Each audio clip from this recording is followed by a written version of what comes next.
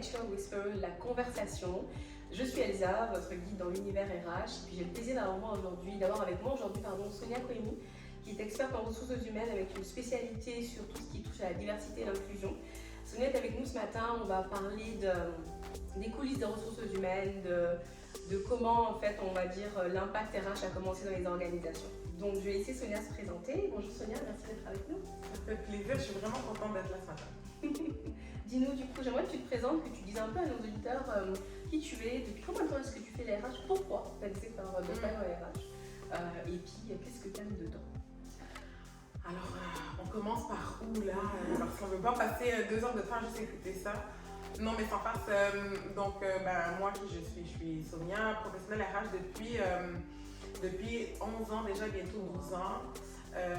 J'ai l'opportunité de travailler sur différents mandats. Comme tu le sais, je suis cofondatrice de BS Service Conseil, donc une boîte de consultation qui fait du marketing, des RH et de l'EDI. J'ai la chance d'accompagner les entreprises pour tous ces besoins-là. Et qu'est-ce qui m'a amené à travailler dans la gestion des ressources humaines? C'est assez particulier quand on me pose cette question-là parce qu'il n'y a pas une chose en particulier qui m'a donné le goût d'y aller. Mais je dois dire que moi, j'ai fait, quand j'étais plus jeune, j'ai fait les cadets de l'armée. Je ne sais pas si vous êtes familier. Les cadets de l'armée, c'est un mouvement en fait qui est supporté par le gouvernement provincial et fédéral, là, je crois, qui forme les jeunes, qui accompagne les jeunes de 12 à 18 ans pour tout type de formation, d'accompagnement. Et c'est basé, là je mets des grands guillemets, mais c'est basé sur des principes militaires, j'ai envie de dire. Mais beaucoup plus souple. Donc ça t'apprend la discipline, ça t'apprend la rigueur, ça t'apprend tout plein de belles qualités. Donc moi j'ai commencé, j'ai fait les cadets à partir de 12 ans. Et quand je suis allée quand j'ai fini mon cégep en fait, je me questionnais sur quelle branche j'avais vraiment envie de prendre, quelle branche j'avais vraiment envie d'aller. Et donc j'avais le choix entre le droit qu'on connaissait plus, qui est assez traditionnel. Et quand je lisais les cursus, je pensais à la gestion des ressources humaines. Et ces deux pans-là me rappelaient beaucoup les cadets, la rigueur qui est nécessaire, l'accompagnement que tu fais, l'ouverture que tu dois avoir. Ensuite, j'ai penché pour la gestion des ressources humaines parce que je cherchais une profession à l'époque dans mon esprit moins rigide. Je me disais que je sortais beaucoup de la boîte et j'avais pas envie d'aller dans une profession comme le droit où j'avais l'impression que c'est très carré. Et donc c'est comme ça un peu que j'ai décidé de poursuivre mes études et de commencer un baccalauréat en gestion des ressources humaines à l'UQAM et de poursuivre avec une maîtrise en développement organisationnel au HEC. Ok, super. Et du coup, tu disais que ça fait 11 ans que tu es dans les RH, donc en 11 ans que tu en as vu des choses. Et est-ce que tu peux nous dire concrètement comment ça a évolué les métiers des RH? Comment ça a évolué le département RH au fil des années, tu sais, comme cette dernière décennie? C'est quoi qui s'est passé? C'est quoi qui a fait qu'aujourd'hui, on a l'impression qu'on est un peu au centre, alors que peut-être à l'époque, j'ai l'impression qu'on ne l'était pas beaucoup? Non, absolument. Déjà, la conjoncture socio-économique nous a beaucoup aidés. Parce que quand moi je débutais, il y a 11 ans, l'économie était très avantageuse pour les employeurs. Et donc, ne voyaient pas nécessairement la nécessité, je mets des grands guillemets, mais de prendre soin de leurs employés. Donc, les RH étaient vus de manière très transactionnelle. Oui, on fait des embauches, mais on donne le kit de bienvenue à la personne qui arrive, on organise le party de Noël. Vraiment très de base et très transactionnel. Alors que quand la situation socio-économique a évolué, et là on a commencé à vivre ce qu'on prévoyait déjà. Moi je me souviens très bien durant mon baccalauréat, on savait qu'aujourd'hui on allait être où on est aujourd'hui. Que cette pénurie allait être présente et qu'elle allait se poursuivre minimalement jusqu'en 2030. Donc ces changements socio-économiques a fait en sorte qu'on s'est dit wow, hold up. Il faut qu'on prenne soin de nos gens. Il faut que nos gens soient heureux parce que s'ils ne travaillent pas pour nous, ils vont aller travailler ailleurs. Il y a de la concurrence maintenant. Il y a de la concurrence. Oui, c'est ça. Il y a de la concurrence. Donc, et ça, c'est la première chose. Et la deuxième chose, on a réalisé que les gens, oui, l'argent c'est hyper important, mais ce n'est pas que ça. Que pour $1 de moins de l'heure, quelqu'un peut décider de quitter chez toi pour aller ailleurs. Donc les employeurs n'ont pas eu le choix de se retourner vers leurs experts, vers nous en gestion des ressources humaines, et de dire, OK, qu'est-ce qu'on devrait faire? Comment est-ce qu'on doit approcher nos équipes, comment est-ce qu'on doit approcher le marché, les étudiants pour être en mesure de les accueillir adéquatement et qu'ils se sentent bien chez nous. Les clashs, tu sais, aujourd'hui on parle beaucoup des clashs générationnels. Oui. Dans quelques années, on va être 5 générations sur le marché tous en même temps. Ça va être incroyable. Quand la génération avant va venir, c'est complètement fou. Avant, on se disait, les générations qui arrivent vont devoir simplement s'adapter. Oui. Ouais, tu arrives, tu fais ce qu'on te dit. Tu t'adaptes et puis tu te mets dans la box qui était déjà là et puis tu continues. Mais en fait, non, maintenant, c'est non. Maintenant, c'est pas comme ça. Maintenant, on va devoir se tourner vers ces générations-là, tendre nos oreilles, écouter, continuer à écouter. C'est quoi réellement vos besoins? Qu'est-ce que vous voulez réellement?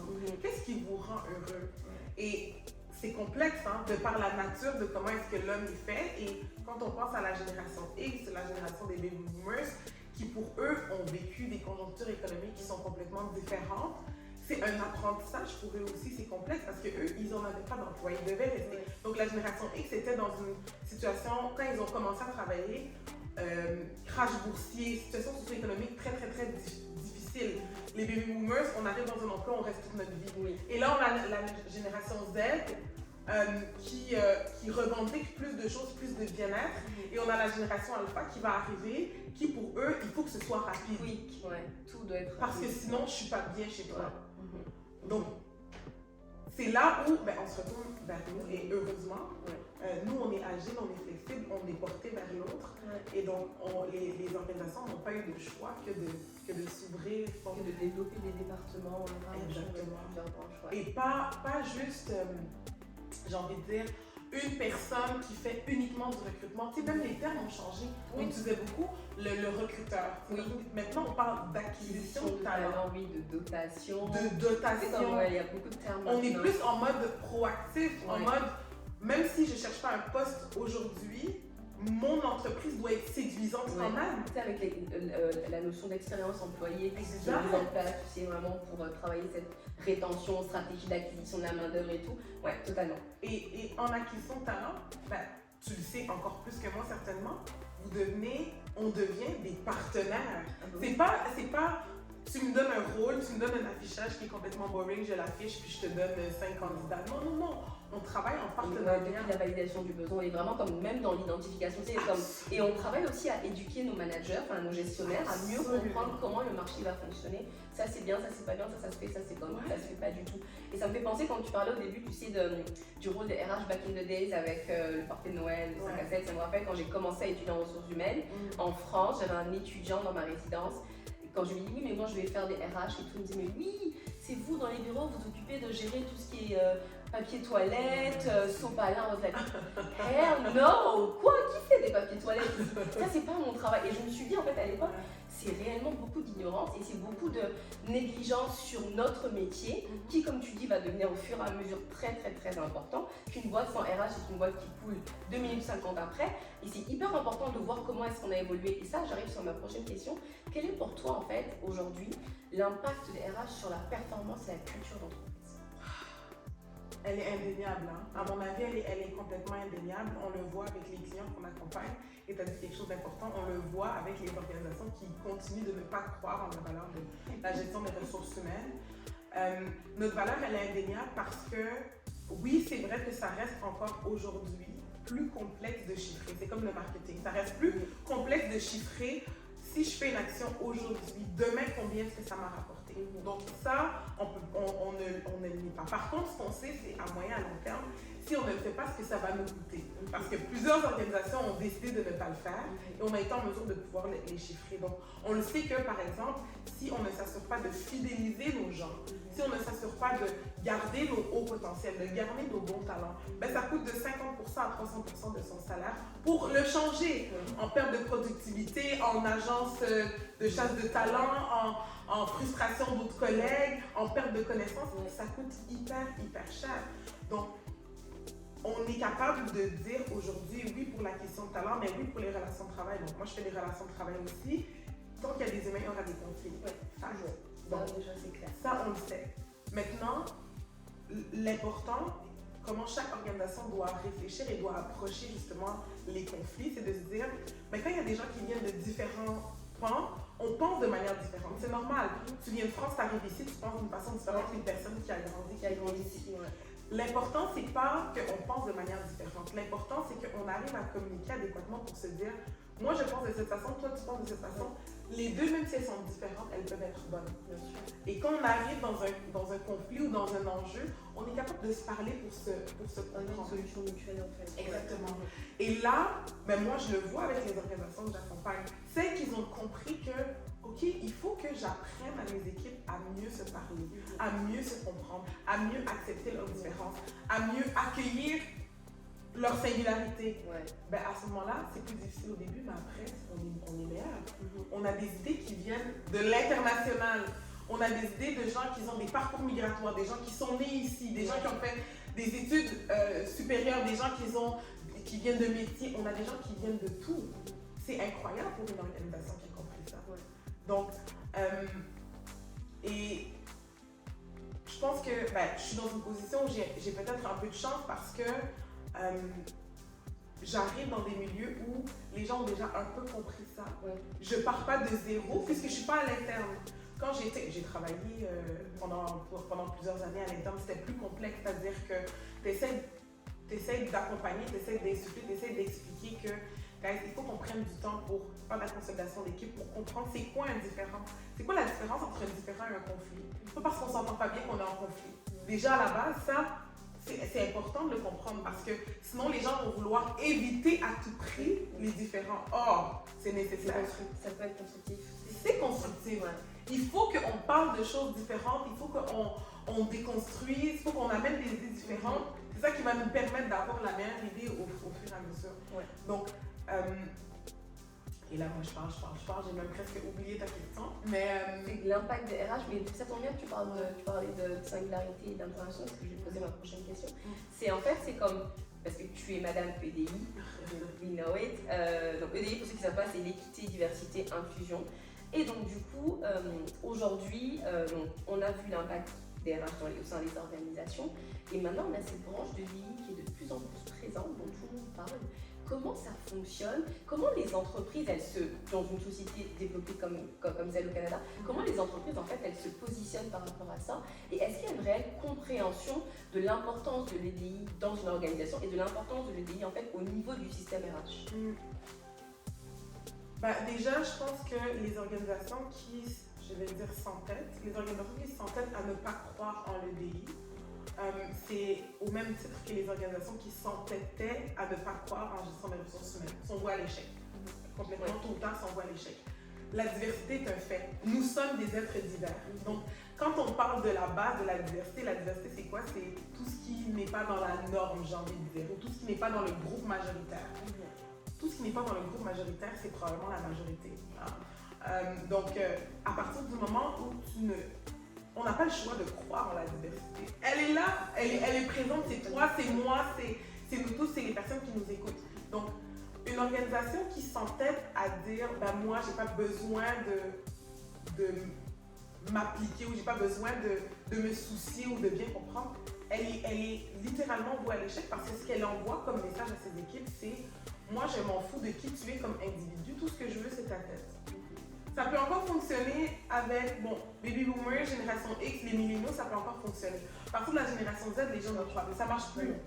Ça ne fonctionne plus. Donc, c'est pour ça que je dis une organisation qui ne veut pas prendre le temps de s'asseoir et de comprendre, ok, qu'est-ce qu'on vit présentement? C'est quoi les enjeux qui peuvent arriver? Arrêtons d'être réactifs, soyons un peu proactifs.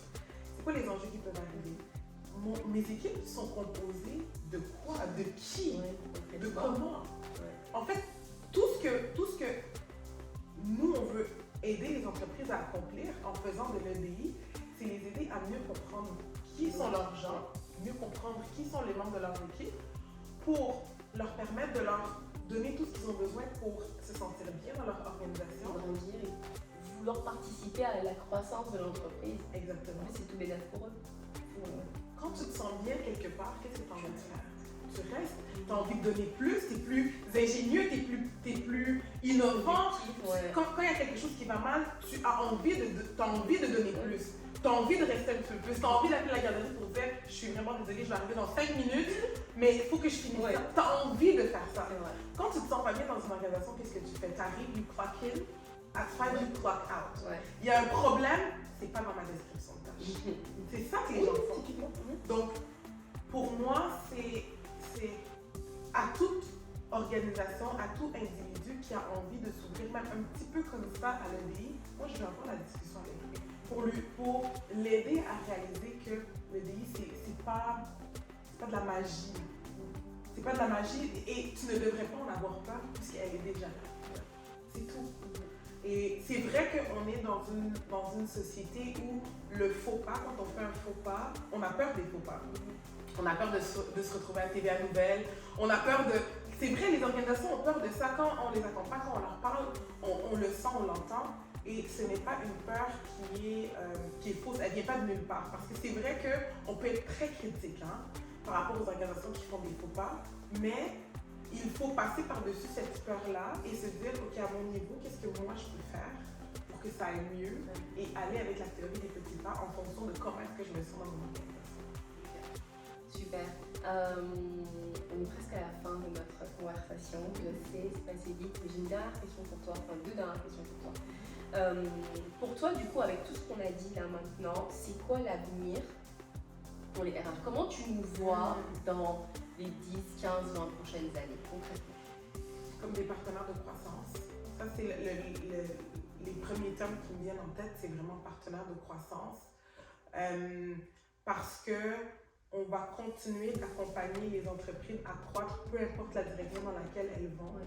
On a cette habileté-là, ça fait partie de notre ADN en tant que professionnel RH, d'être porté vers l'autre, de vouloir comprendre l'autre et de vouloir grandir. Et notre rôle auprès de notre employeur même, comme professionnel RH dans une organisation, ton rôle c'est de soutenir la croissance d'une entreprise. C'est ce qu'on fait. Donc on va continuer à le faire, que ce soit à travers l'acquisition de talent, que ce soit à travers étant un HR Business Partner, un partenaire d'affaires, que ce soit à travers une direction RH, peu importe. L'avenir est dans la croissance, dans la compréhension de l'autre.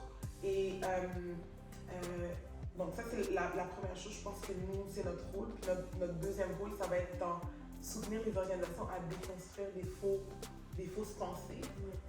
On doit beaucoup faire ça. Les organisations vont beaucoup regarder en arrière qu'est-ce qui s'est fait et dire vu que ça s'est fait, moi je vais continuer à aller vers ça. Et nous, on doit les aider à déconstruire certaines fausses perceptions qu'ils ont par rapport au futur et se dire que c'est pas parce qu'on a fait ça avant qu'on doit continuer. On doit continuer bien. Exactement, on doit continuer. Et du coup, qu'est-ce que tu dirais à tous les jeunes pros et toutes les jeunes pros qui nous écoutent, qui ont envie de sauter le pas en RH, qui se disent mais moi ça m'intéresse, peut-être qu'il y avait des doutes au début, puis maintenant qu'ils t'entendent, ils sont comme ok, je vais y aller, mais comme qu'est-ce que tu leur conseilles? Déjà d'y aller. L'avenir est prometteur. Quand on regarde dans les 5 dernières années, Randstad Canada sort un palmarès, j'ai envie de dire, un palmarès des postes les plus, j'allais dire en vogue, c'est pas le terme qu'ils utilisent, mais les postes les plus prometteurs dans l'année. Donc eux, ils sortent à chaque année. Dans les 5 dernières années, professionnel des ressources humaines est ressorti. D'une façon ou d'une autre, que ce soit en acquisition de talent, professionnel RH, directeur RH, responsable RH. Donc, l'avenir est extrêmement prometteur pour un professionnel RH. Donc, moi, je l'encourage. Il y a beaucoup de choses qu'on apprend, peut-être dans beaucoup de métiers, mais je trouve qu'en RH, c'est tellement encore plus présent. Arriver dans votre premier milieu, dans votre première expérience professionnelle, en ouvrant vos horizons complètement. C'est tellement différent de l'école. C'est tellement différent de ce qu'on apprend théoriquement. Il faut être agile, il faut être ouvert, il faut être flexible. Ça, c'est essentiel pour le faire. Donc, d'y aller, d'être flexible. Puis, je me permettrais une dernière chose, il faut développer ses habiletés politiques en RH. Si tu vas avoir du succès, il faut que tu développes tes habiletés politiques. Il y a une façon de dire les choses, mais on ne peut pas toutes les dire tout le temps. Et il y a une façon, il y a des personnes à qui on peut les dire, il y a des moments à qui on peut les dire. Et il faut savoir faire comme on dit, read the room. You need to read the room. Pour être un excellent professionnel RH, tu tu dois comprendre que, ok, ce qui vient de se passer, c'est pas top, mais c'est pas maintenant que je dois le dire, et c'est pas de cette façon-là que je dois le dire. Je vais agir. Mais pour avoir l'impact que je veux vraiment avoir, ben, je vais le dire en aparté, je vais le dire demain, je vais le dire par courriel. Il faut apprendre à read the room, lire les personnes avec qui on travaille et y aller. Et ça, c'est pas l'université qui nous l'apprend, c'est réellement les premières expériences, les erreurs qu'on va faire, le fait d'être observateur, d'apprendre des autres, de CN+1, de CN+2, peu importe. C'est comme ça en fait qu'on se construit ce bagage RH là qui fait qu'on se différencie aussi des autres et qu'on grandit en étant un bon professionnel. Absolument. Bon, bah super. Dernière question, et puis là du coup on va wrap up, c'est quoi ton mot de la fin? C'est quand même un peu tout ce qu'on s'est dit. Qu'est-ce que tu retiens de notre échange aujourd'hui? Pour comme le résumer en un seul mot. Ça c'est le challenge. I know, right? Si je résume tout en un seul mot, j'ai envie de dire brightness, ou j'ai envie de dire